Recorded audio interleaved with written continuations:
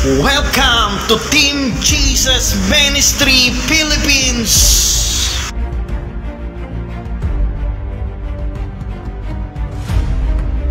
If you want to experience the power of the Holy Ghost, you must be repent first. You must be repent for your sin, repent for your iniquities, and you must be accept that Jesus, the name above all name, is Lord of your life, so that you can experience the fire of the Holy Ghost. The fire of the Holy Ghost can experience the deliverance, can experience the healing, can experience the signs and wonder in your life. So start right now.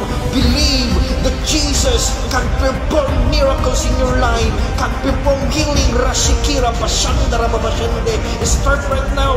You must accept and believe that Jesus is the name above all name of your life and your family. In Jesus' name, amen.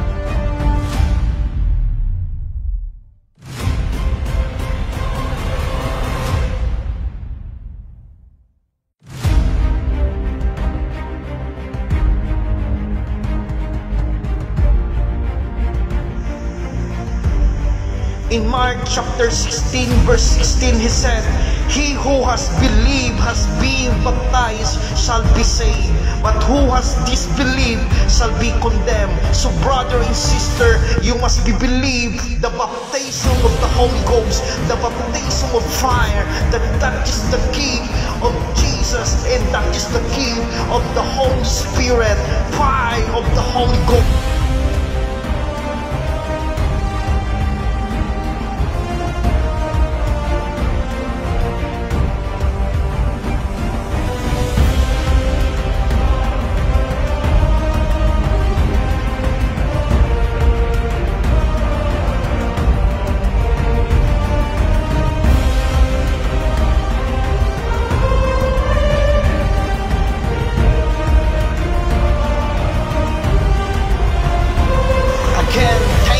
For watching, and keep follow this page.